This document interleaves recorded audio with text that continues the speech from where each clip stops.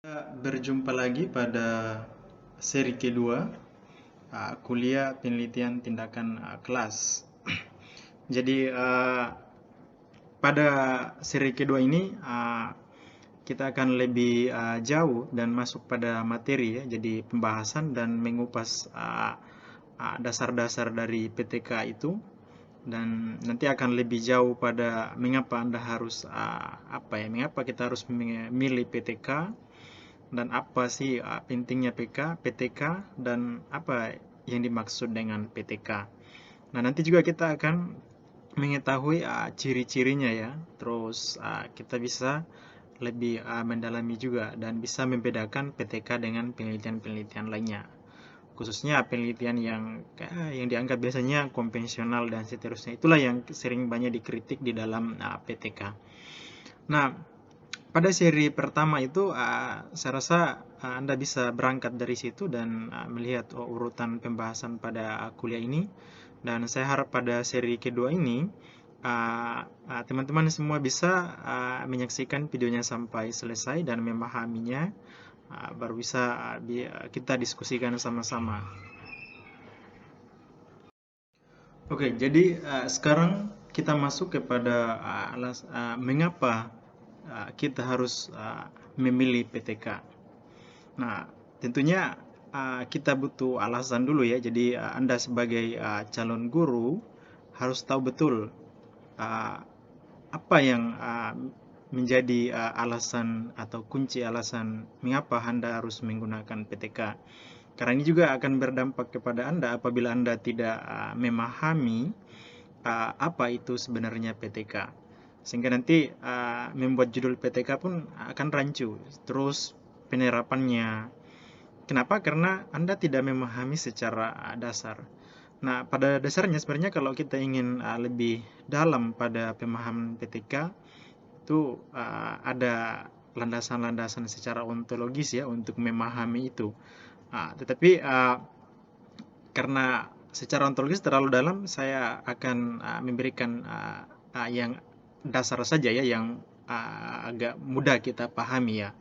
Nah, di sini alasan kita memilih PTK, misalnya kita sebagai guru, yaitu pertama karena kita dihadapkan pada serangkaian isu terkait dengan profesionalisme. Jadi guru itu harus profesional ya. Jadi kalau seumpama uh, yang lainnya, misalnya kita bedakan sekarang ya. Jadi ada beberapa kerjaan itu yang ada istilahnya profesi ya. Jadi guru itu adalah profesi.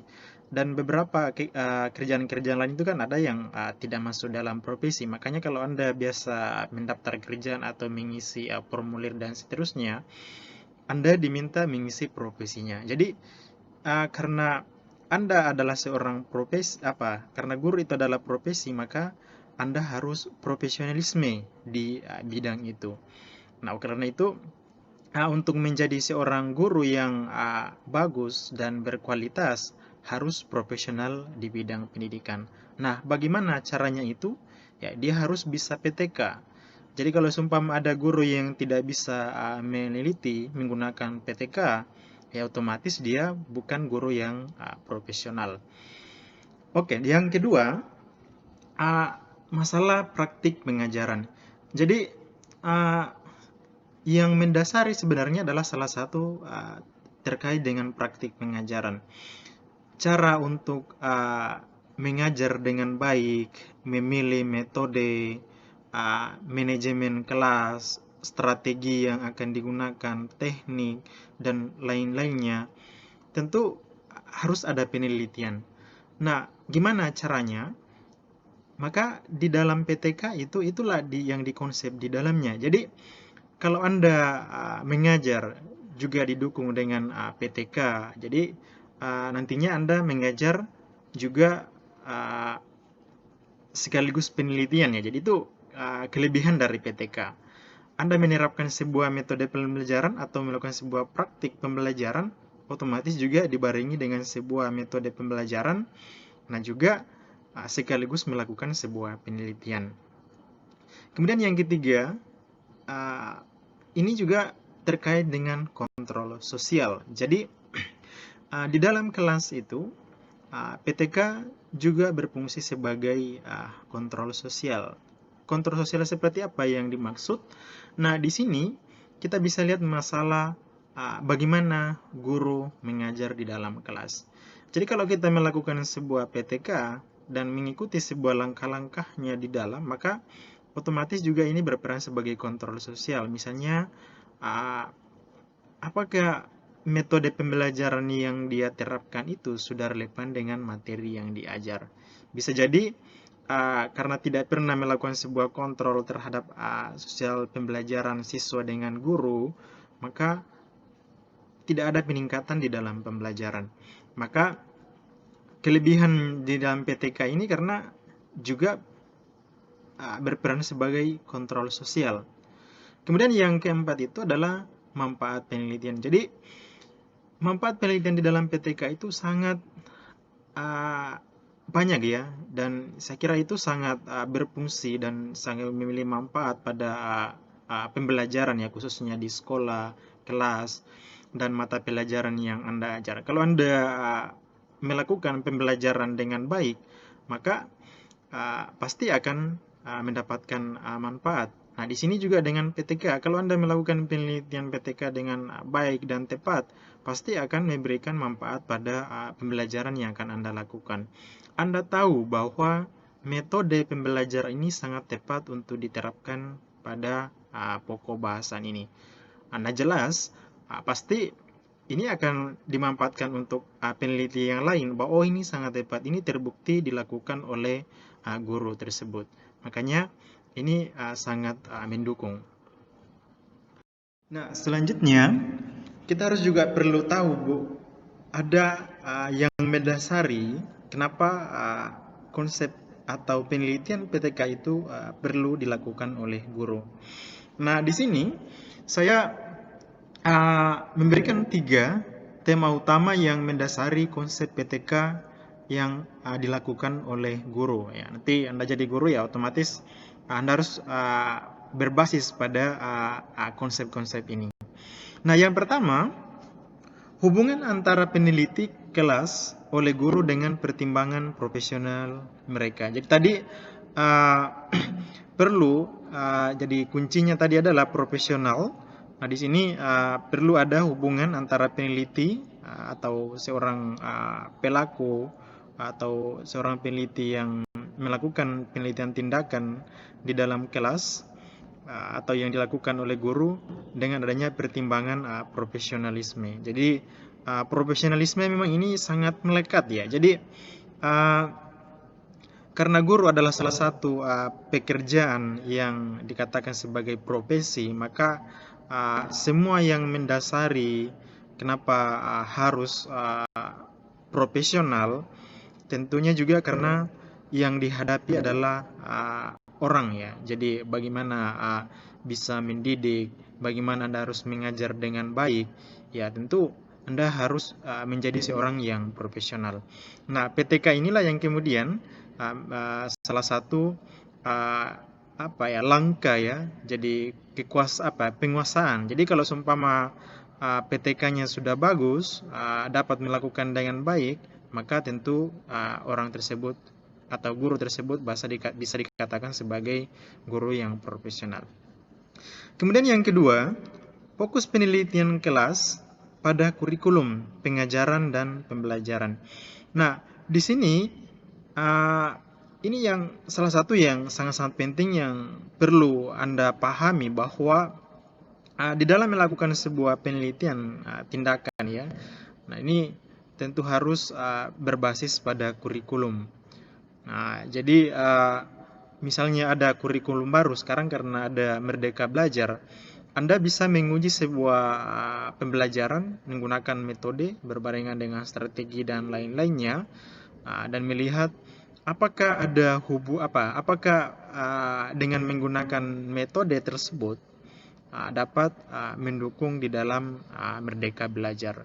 Jadi Anda bisa memilih dan mencari metode-metode pembelajaran yang tepat dan relevan dengan kurikulum yang kita tepat sekarang ya, yang dikatakan Merdeka Belajar.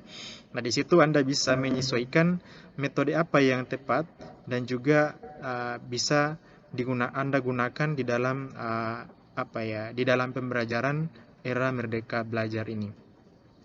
Nah, ini karena kurikulum otomatis nanti ada relevansinya dengan pengajaran. Bagaimana guru harus mengajar? Bagaimana guru mengajar berbasis pada kurikulum yang sekarang. Karena kurikulum itu kan ya dari pemerintah, jadi sistemnya kan Indonesia seperti itu. Jadi Anda harus mengikut yang kurikulum yang ada dan menyesuaikan dengan metode pembelajaran yang tepat.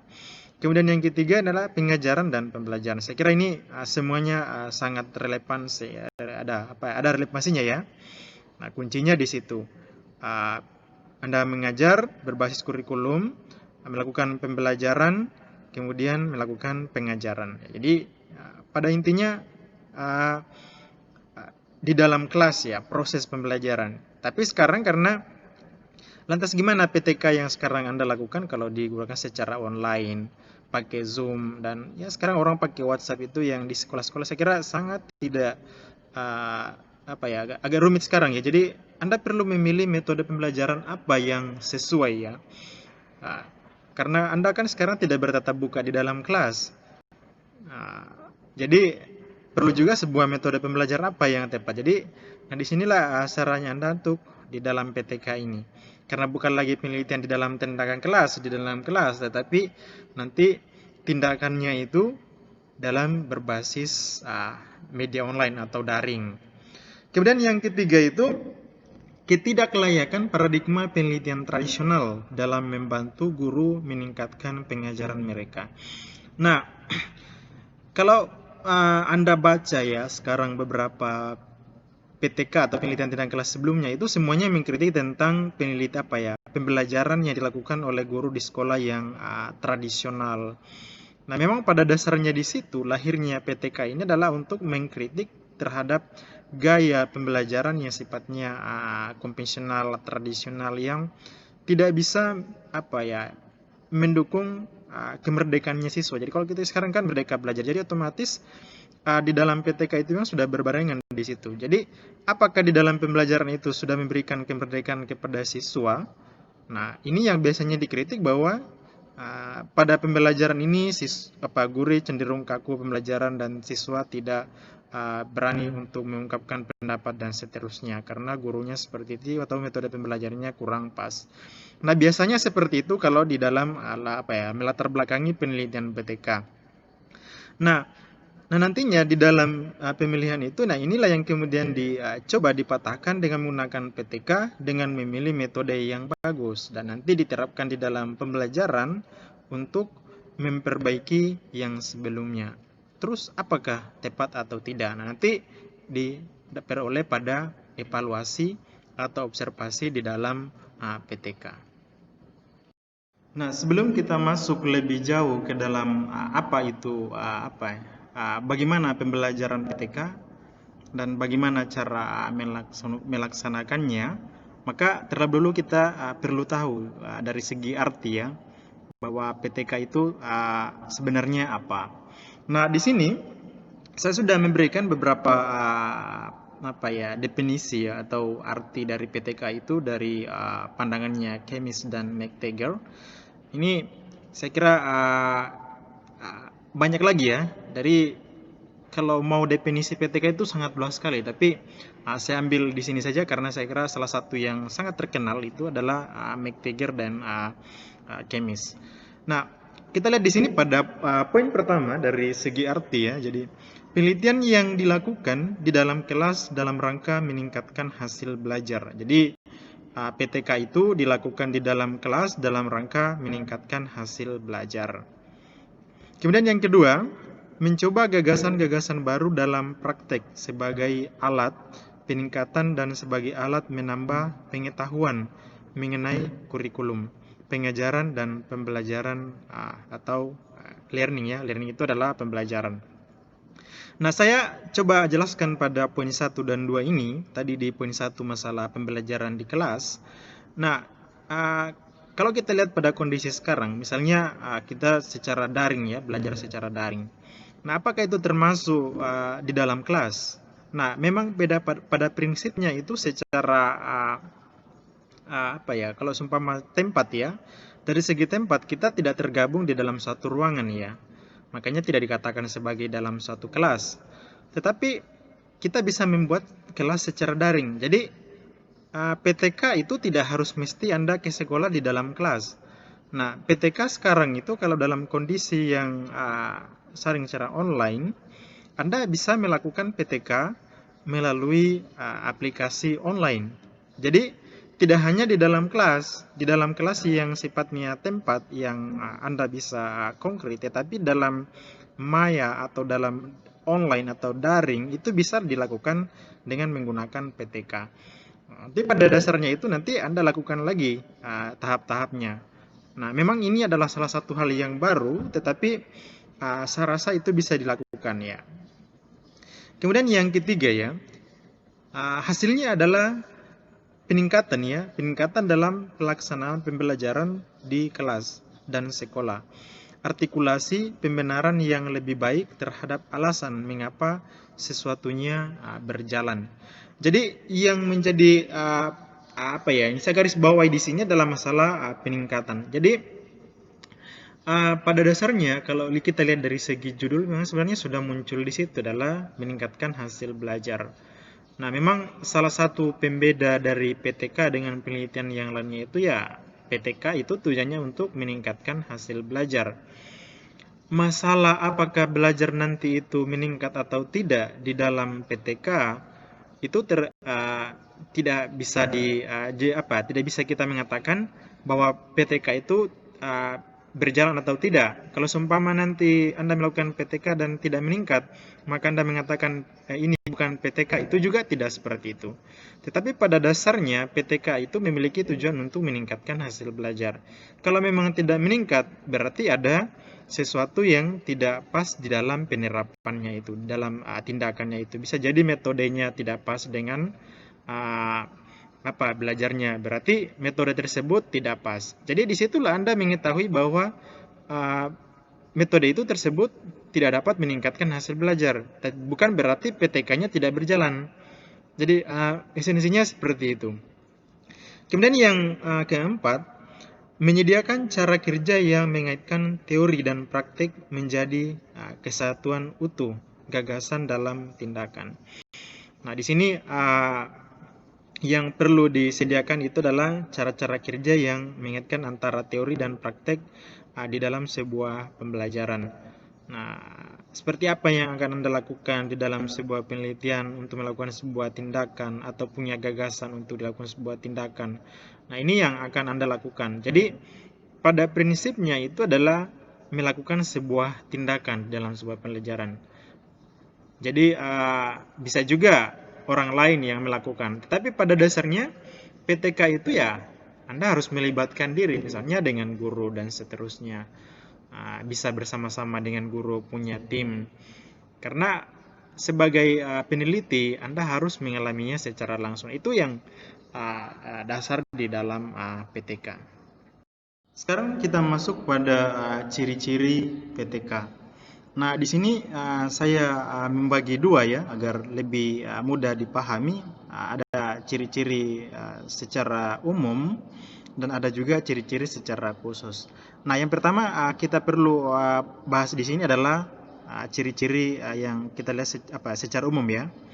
Nah, yang pertama itu adalah PTK memiliki ciri situasional ya, situasional, kontekstual, berskala kecil, praktis, terlokalisasi secara langsung dengan situasi nyata dalam dunia kerja. Nah, di sini kenapa dikatakan dia terlibat langsung dalam dunia kerja? Karena Anda sendiri yang terlibat di situ ya. Jadi biasanya kan kalau penelitian yang lain kan ya cukup melakukan wawancara dan seterusnya. Jadi di sini Anda yang terlibat langsung melakukan sebuah pembelajaran, mengajar dan memberikan materi dan seterusnya. Sehingga Anda sebagai peneliti pun dapat terlibat sebagai subjek ya. Nah, Setelah itu beberapa subjek lain utamanya misalnya guru, siswa, anggota staf yang terlibat di situ di dalam pembelajaran, dan Anda sendiri ya sebagai peneliti. Kemudian yang kedua, PTK ini bersifat empiris ya, mengandalkan observasi nyata dan tidak berdasar pada pengalaman masa lalu ya. Jadi apa yang Anda temukan di dalam kelas, misalnya sementara ngajar, apa yang Anda dapat pada saat itu, apa yang Anda alami ketika mengajar, dan bagaimana respon dari siswa, itulah yang Anda sebagai data ya, sebagai data di dalam penelitian. Bukan menanyakan peristiwa sebelumnya, tetapi yang terjadi pada saat melakukan sebuah tindakan. Itulah data yang Anda peroleh di dalam PTK. Beda dengan penelitian lainnya kayak kualitatif, itu murni ya Anda bisa menanyakan sebuah sejarah dan itu yang lainnya. Tetapi dalam PTK, apa yang Anda alami pada saat melakukan sebuah tindakan, nah itulah data empiris yang Anda peroleh. Kemudian yang ketiga, dia bersifat fleksibel dan adaptif ya. Di sini memungkinkan adanya perubahan selama masa percobaan karena lebih menekankan sifat menguji coba dan pembaruan di tempat kejadian. Nah, di sini kuncinya adalah ada penguji coba ya. Jadi yang maksudnya di sini adalah penguji coba adalah ada sebuah metode, mau strategi, pendekatan atau teori dalam pembelajaran, itulah yang kemudian diuji cobakan di dalam sebuah pembelajaran. Apakah bermanfaat, apakah dapat meningkatkan hasil belajar? Apakah dapat memberikan sebuah ada perubahan di dalam sebuah pembelajaran sehingga nanti mendapatkan hasil yang sesuai yang diinginkan atau yang diteorikan tadi. Nah, kunci tadi adalah fleksibel dan adaptif ya di dalam sebuah pembelajaran, melakukan sebuah uji coba. Kemudian yang selanjutnya ada partisipatory. Ya, jadi ini partisipatori ya, karena peneliti dan anggota tim peneliti ambil bagian secara langsung dalam melaksanakan penelitian. Nah, salah satu yang membedakan penelitian yang lainnya itu adalah dengan PTK adalah Anda terlibat langsung di dalam sebuah penelitian. Mau itu anggota, ketua, terlibat di dalam sebuah pembelajaran, melakukan sebuah pengajaran kepada siswa, sehingga dikatakan sebagai partisipatori. Kemudian yang ciri yang terakhir yang secara umum kita lihat di sini, masih banyak ciri lainnya, tetapi saya ambil 5 poin penting saja, yaitu self-evaluatif. Nah, di sini dikatakan sebagai self-evaluatif karena Anda melakukan sebuah pembelajaran sekaligus mengevaluasi diri Anda sendiri. Gimana maksudnya? Anda kan adalah guru ya, jadi Anda melakukan pembelajaran, Anda punya metode, Anda punya rancangan, Anda punya langkah-langkah, terus Anda menerapkannya itu. Ketika Anda menerapkan dalam pembelajaran itu, Anda yang tahu di mana kekurangan, di mana kesalahan, di mana yang harus diperbaiki. Jadi, Anda secara langsung mengevaluasi diri Anda di dalam sebuah pembelajaran. Jadi, Anda meneliti metode tersebut sekaligus mengevaluasi diri Anda. Setelah itu, Anda juga melakukan observasi kepada siswa. Dan di akhirnya nanti, Anda juga melakukan evaluasi kepada siswa terkait dengan metode atau materi yang Anda ajarkan. Apakah dapat dipahami oleh siswa dengan baik? Maka Anda harus tahu setelah Anda melakukan evaluasi bahwa metode pembelajaran tersebut atau dan lain-lainnya dapat meningkatkan atau tidak. Nah, ini yang bisa dikatakan sebagai ciri umum ya. Sekarang kita lihat pada ciri secara khusus ya.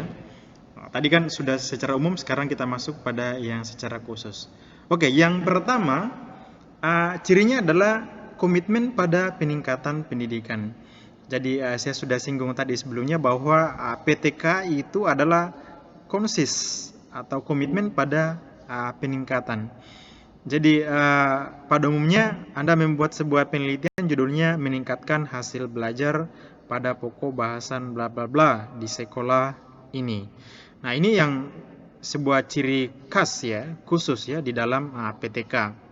Jadi poin pentingnya itu adalah garis garis utama yang membedakan dengan penelitian lain adalah peningkatan ya, meningkatkan hasil belajar. Kemudian yang kedua, melakukan intervensi ke dalam ya.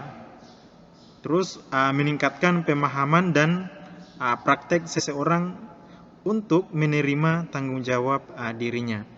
Nah, di sini karena guru Anda atau peneliti terlibat secara langsung, maka dia punya tanggung jawab terhadap dirinya.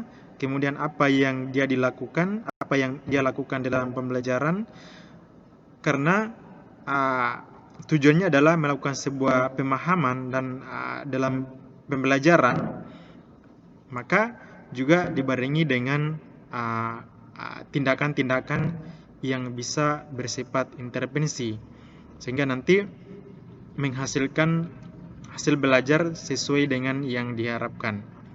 Maka dapat dikatakan bahwa hasil belajar tersebut berdasarkan hasil evaluasi maka meningkat. Maka metode tersebut meningkatkan hasil belajar. Maka ini tanggung jawab juga di dalam sebuah penelitian. Tetapi itu bukan menjadi sebuah alasan apakah PTK itu tidak. Tetapi pada intinya di dalam pelaksanaannya seperti itu. Karena Anda akan menjadi seorang guru ya. Sebagai peneliti sekaligus juga sebagai guru. Dan yang diteliti adalah diri sendiri dan siswa dan pembelajaran itu sendiri. Kemudian yang ketiga, saya atau kami yang mewakili peneliti merupakan pusat dari penelitian. Tadi saya sudah sebutkan dan jelaskan. Nah, ini yang lebih real ya, bahwa kalau Anda melakukan penelitian, maka Anda atau anggota Anda yang mewakili peneliti merupakan pusat dari peneliti. Jadi intinya itu meneliti diri sendiri. Nah, bagaimana cara meneliti sendiri? Anda menerapkan metode pembelajaran tersebut. Nah, Anda harus menerapkan metode pembelajaran tersebut berdasarkan pada materi yang diajar. Kalau ada kekurangan, kesalahan, ada yang tidak tepat, maka Anda nanti jelaskan seperti apa. Nah, inilah salah satu ciri-ciri dari PTK. Kemudian pemantauan yang sistemik untuk menghasilkan data yang valid. Jadi pemantauan maksudnya di sini adalah observasi ya. Jadi Anda bisa melakukan sebuah observasi. Anda ya bukan harus ini wajib ya. Anda melakukan sebuah observasi di dalam sebuah penelitian dan mengetahui data-datanya, sehingga yang akan diinginkan adalah data yang valid dan sesuai. Jadi sambil mengajar, sambil menerapkan materi atau metode pembelajaran, Anda juga melakukan sebuah observasi atau pemantauan. Kemudian Anda melibatkan deskripsi otentik tentang tindakan ya. Jadi ada perlu deskripsi seperti tindakan-tindakan yang Anda lakukan. Kemudian yang terakhir itu dilakukan penjelasan tentang tindakan. Nah, ini yang membedakan dengan beberapa penelitian yang lainnya. Jadi sekarang kita masuk pada perbedaan ya. Jadi PTK ini kita perlu bedakan dengan penelitian lainnya ya, atau kita sebut saja di sini adalah penelitian konvensional. Nah di sini ada beberapa aspek ya yang akan kita coba bedakan dengan penelitian tindakan kelas dengan penelitian konvensional. Oke, jadi yang pertama adalah kita melihat dari segi aspek masalah ya. Jadi pada aspek masalah ini PTK masalahnya dirasakan dan dihadapi peneliti dalam melaksanakan tugas pekerjaan dari peneliti. Kemudian aspek dari penelitian konvensional itu masalah dari hasil pengamatan pihak lain termasuk sponsor dan lain-lain. Nah, itu kalau kita coba pahami di sini kalau dari segi masalah, jadi karena dari peneliti, karena dia terlibat langsung dan dia melakukan sebuah pengajaran, maka dia yang akan dari dirinya sendiri ya, dia akan mengetahui bahwa masalahnya berasal dari sini.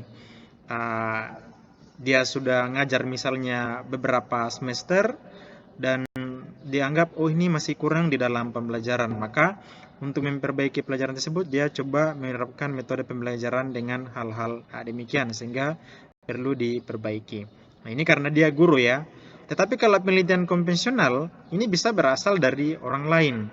Nah, bisa, oh di sana perlu Anda mengetahui, dan ini Anda perlu diamati atau bagaimana, itu dikaji secara metodologis.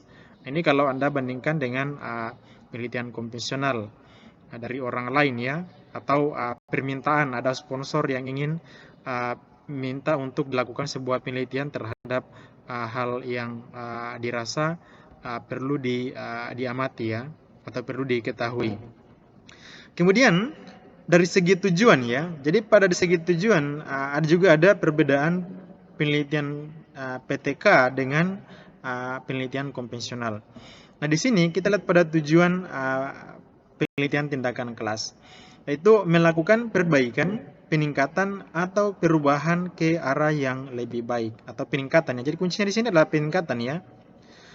Jadi dia sudah memiliki tujuan untuk melakukan sebuah perbaikan, peningkatan, perubahan ke arah yang lebih baik. Karena di dalam kelas, tentu kalau di dalam kelas itu siswanya maunya acu tak acu dalam pembelajaran atau malas dan seterusnya, hasil belajarnya buruk, maka itu tidak bisa dipatenkan, tetapi harus diperbaiki ya. Makanya dalam pembelajaran harus dibutuhkan sebuah peningkatan. Nah, sedangkan di dalam penelitian konvensional, tujuannya itu menguji hipotesis, membuat generalisasi atau mencari eksplanasi. Nah, itu kalau Anda mencari tahu, misalnya mencari ada relevansinya, apakah relevansinya dengan ini, dengan itu, atau dengan yang lainnya, dan mencari eksplanasi atau penjelasan, atau sebuah mengeneralisir, atau mencari sebuah objektivitas di dalam sebuah kelas, maka itu tidak cocok dengan PTK. Tetapi itu kita gunakan penelitian konvensional lainnya ya. Misalnya penelitian kuantitatif atau kualitatif itu kan ya, menjelaskan tentang apa yang dialami oleh si subjek, atau mencari apa yang terjadi secara objektif. Perlu penelitian-penelitian yang konvensional. Ini membedakan ya. Jadi tidak ada intervensi di situ. Tetapi kalau di PTK ada intervensi ya. Tapi kalau penelitian lain tidak boleh. PRI harus jelaskan secara objektif. Tapi PTK harus mencari tahu, Anda harus melakukan sebuah tindakan. Kemudian yang ketiga, Anda perlu juga membedakan dari segi manfaat dan kegunaannya. Jadi kalau PTK itu gunanya, itu langsung terlihat dan dapat dinikmati oleh konsumen serta objek penelitinya. Sedangkan penelitian konvensional tidak langsung terlihat dan dipakai sebagai sasaran-sasaran. Nah, contohnya gimana? Kalau di PTK itu, kita kan mengajar, jadi memberikan sebuah materi, metode, oh ini tepat dan bagus digunakan. Berarti di pembelajaran selanjutnya, ini bisa digunakan dan dikembangkan, sehingga bermanfaat pada siswa dan siapapun yang terlibat di situ, guru dan siswa di dalam kelas. Kalau di penelitian konvensional, ya tidak langsung terlihat dan dipakai sebagai sasaran. Kenapa? Karena ini hanya menjelaskan sebuah peristiwa atau fenomena sosial di dalam masyarakat. Nah, itu kalau konvensional. Jadi kegunaan dan manfaatnya Anda bisa lihat di situ. Selanjutnya kita lihat perbedaan pada slide selanjutnya ya. Perbedaan selanjutnya adalah dari aspek teori ya. Jadi penelitian tindakan kelas dipakai sebagai dasar memilih dan menentukan aksi atau solusi tindakan. Sedangkan penelitian konvensional dipakai sebagai dasar perumusan hipotesis, pertanyaan penelitian. Jadi teori di sini di dalam penelitian di dalam PTK itu dipakai sebagai dasar memilih dan menentukan aksi sosial tindakan. Nah, itu yang akan Anda dilakukan oleh seorang peneliti ya. Sedangkan di konvensional itu dipakai sebagai dasar perumusan hipotesis ya.